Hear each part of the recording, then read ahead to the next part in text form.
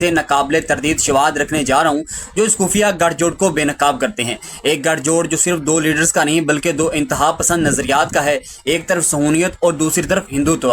भारतीय वजीर आजम नरेंद्र मोदी और इसराइली वजीर आजम नेतन्याहू अब महज इत्तेहादी नहीं बल्कि हथियारों के भाई बन चुके हैं। मारूफ अमेरिकी जरीदे फॉरेन पॉलिसी भी मुतअद्दिद बार इस बात की तस्दीक कर चुका है कि भारत और इसराइल के दरमियान फौजी ताल्लुकात रोज ब रोज मजबूत हो रहे हैं।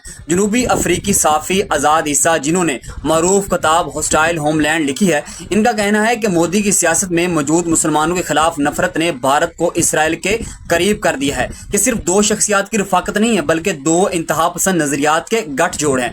2017 में मोदी इसराइल का दौरा करने वाले पहले भारतीय वजीर आजम बने। इनकी हिंदुत्व सोच इसराइली सहूनियत से मुतासर है। आज बहुत से हिंदू इंतहा पसंद खुलेआम कश्मीर के लिए इसराइली तर्ज हल की हमायत कर रहे हैं, यानी आबादी का तनासब तब्दील करके मुसलमानों को अकलियत में लाना।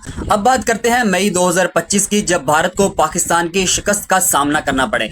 इस शिकस्त ने भारतीय एस्टेब्लिशमेंट को बदला लेने पर मजबूर कर दिया और अब वो बदला इसराइल की मदद से लेना चाहते हैं।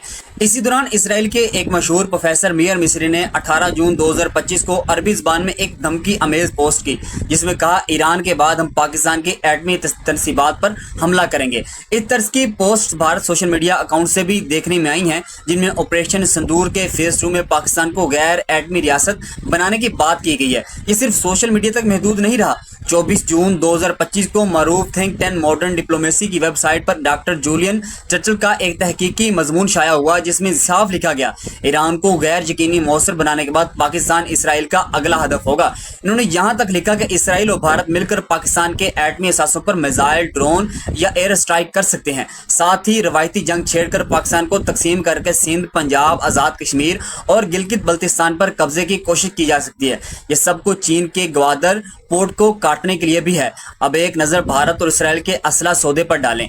इसराइल की कई असलासाज कंपनियां भारत में फैक्ट्रियां लगा चुकी हैं जहां मिसाइल और जदीद ड्रोन्स तैयार हो रहे हैं।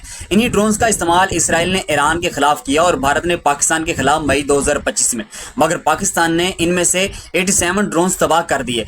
याद रखो, पाकिस्तान ना लिबनान है, ना गजा है, ना ही ईरान। भारत और इसराइल के बड़े ख्वाब एक और जिल्लत में बदल सकते हैं। मई 2025 में पाक फिजाई ने भारत के 7 जंगी तैयारे मार गिराए जिनमें 4 राफेल जेट भी शामिल थे। पाकिस्तान का एयर डिफेंस सिस्टम ईरान से कहीं बेहतर और मजबूत है और पाकिस्तानी बैलिस्टिक मिसाइल इसराइली या भारतीय मिसाइलों से कहीं ज्यादा खतरनाक और मौसर भी हैं। इस जंग में पाकिस्तान